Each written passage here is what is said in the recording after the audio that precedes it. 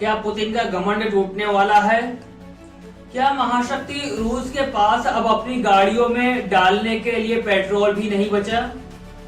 जी हाँ, रूस और यूक्रेन के बीच चल रहा युद्ध अब उस खौफनाक मोड़ पर पहुंच चुका है जहां तबाही की लपटें सीधे मॉस्को और सेंट पीटर्सबर्ग तक पहुंच रही हैं।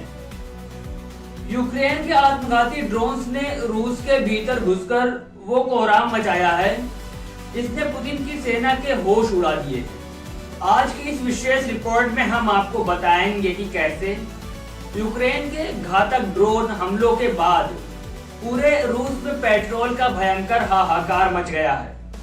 रूस की जनता सड़कों पर त्राही त्राही कर रही है और कैसे युद्ध अब एक महाविनाशकारी मोड़ पर पहुंच चुका है।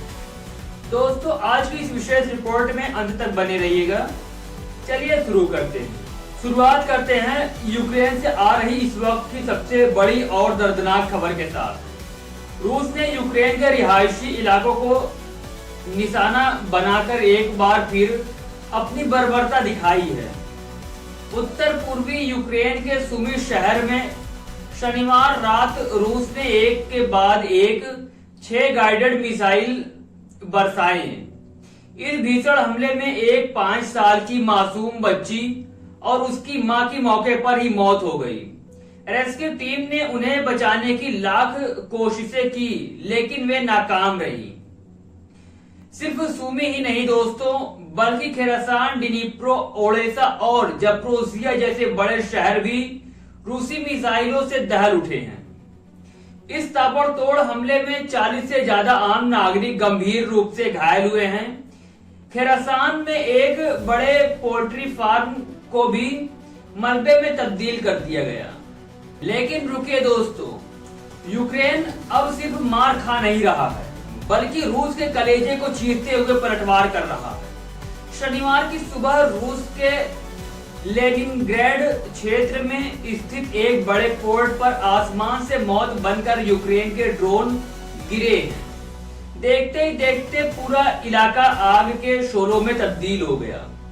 इतना ही नहीं दोस्तों, रूस के सबसे प्रमुख शहर सेंट पीटर्सबर्ग के गवर्नर ने खुद कबूल किया है कि उनके शहर पर यूक्रेन ने अब तक का सबसे बड़ा ड्रोन हमला किया है।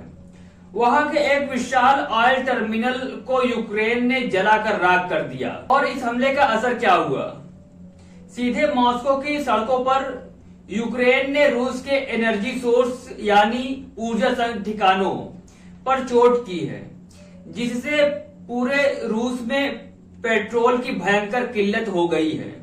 मॉस्को के पेट्रोल पंपों पर गाड़ियों की मीलों लंबी कतारें लगी हैं। रूसी ड्राइवर घंटों से इंतजार कर रहे हैं और उनका गुस्सा सातवें आसमान पर है। आम रूसी नागरिक कह रहे हैं कि सरकार पेट्रोल छुपा रही है। अगर ऐसा ही रहा तो कुछ ही दिनों में पूरा रूस ठप हो जाएगा। इस महातबाही के बीच यूक्रेन के राष्ट्रपति व्लादिमीर जेलेंस्की ने सीना ठोककर दावा किया है कि उनकी सेना ने यूक्रेन बॉर्डर से 850 किलोमीटर दूर रूस के क्रोनास्टार्ट में एक बेहद महत्वपूर्ण सैन्य ठिकाने को तबाह कर दिया है। साफ है कि रूस और यूक्रेन का यह युद्ध अब सीमाओं से निकलकर दोनों देशों के आम नागरिकों की जिंदगी को लील रहा है। जहां यूक्रेन में परिवार अपने टूटे हुए घरों को देखकर रो रहे हैं, वहीं रूस के लोग पेट्रोल और बुनियादी चीजों के लिए तरस रहे हैं। अब देखना यह होगा कि पुतिन इस भयंकर ड्रोन हमले का क्या जवाब देते हैं।